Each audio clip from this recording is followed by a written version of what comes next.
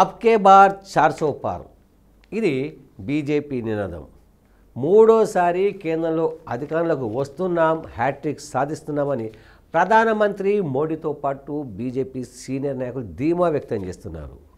అయితే ఉత్తరాదిలో బీజేపీ ప్రభావం కొంత తగ్గింది అనేది వార్తలు వస్తున్నాయి. సో ఈ నేపథ్యంలో బీజేపీ దృష్టి దక్షిణాది మీద పడింది.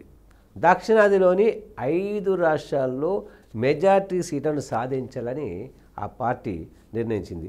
సో ఇందులో భాగంగా ప్రధానమంత్రి నరేంద్ర మోడీ కూడా దక్షిణాది సౌత్ ఇండియాలో మేము అతిపెద్ద పార్టీగా అవతరించబోతున్నాం, మెజార్టీ సీట్లను సాధించబోతున్నామని ప్రధానమంత్రి ప్రకటించారు.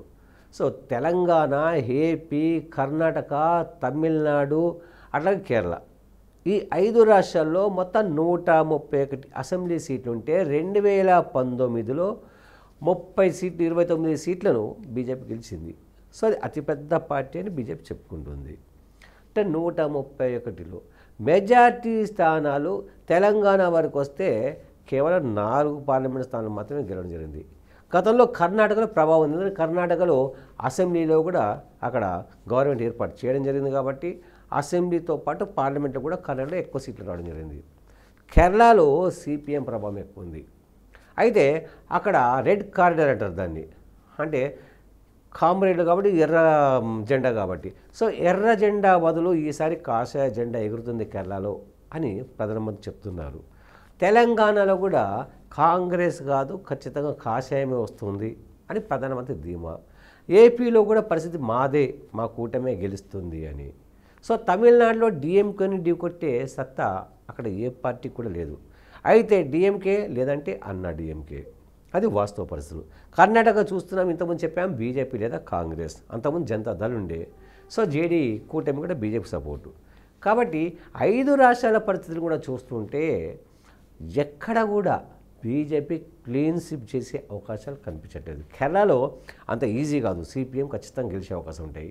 తమిళనాడులో డిఎంకేని కాదని వచ్చే అవకాశాలు లేవు.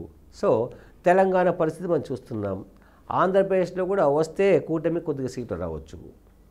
మరి బీజేపీ అట్లాగే ప్రధానమంత్రి అనుకున్నట్టుగా తెలంగాణతో పాటు దక్షిణాది సౌత్ ఇండియాలో మెజార్టీ సీట్లు సాధ్యమా, అది సాధ్యపడుతుందా, అన్ని సీట్లు వస్తాయా అనేది ప్రధానంగా చర్చ జరుగుతుంది. కానీ రాజకీయ విశ్లేషకులు మాత్రం అంత సీన్ లేదు, తెలంగాణలో బీజేపీ, తెలంగాణతో పాటు సౌత్ ఇండియాలో బీజేపీ అంతగా బలపడలేదు అనేది వాళ్ళ ఆలోచన.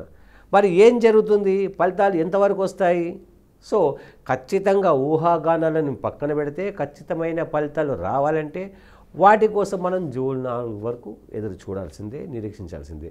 సో జూన్ 4న వచ్చే ఫలితాల తర్వాతే సౌత్ ఇండియాలో బీజేపీ బలపడిందా లేదా అనేది తేలుంది. సో అప్పటి వరకు మనం వెయిట్ చేయక తప్పదు.